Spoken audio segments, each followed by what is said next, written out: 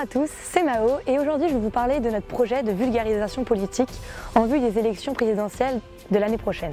On s'est rendu compte que la vie politique de notre pays et comment fonctionne la politique en France était assez floue pour la plupart des étudiants. C'est pourquoi nous avons demandé à la députée de l'Oise, Agnès Thill, et un sénateur de l'Oise de bien vouloir venir faire des conférences pour les étudiants pour nous expliquer comment tout cela fonctionne.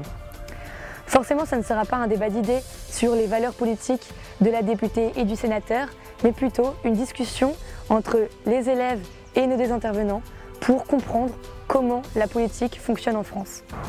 Il y aura 2 ou 3 conférences organisées avec ces intervenants selon votre demande et surtout avant les élections présidentielles.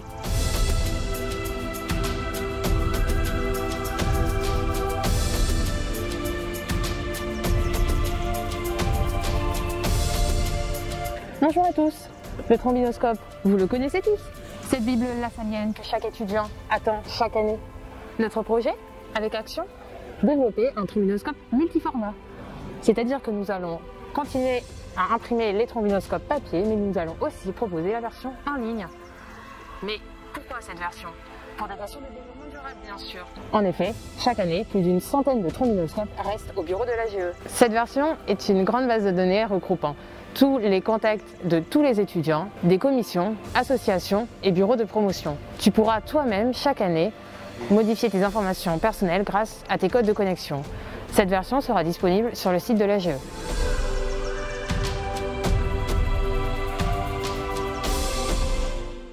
Bonjour, je m'appelle Bérénice et je suis référente internationale pour le bureau Action.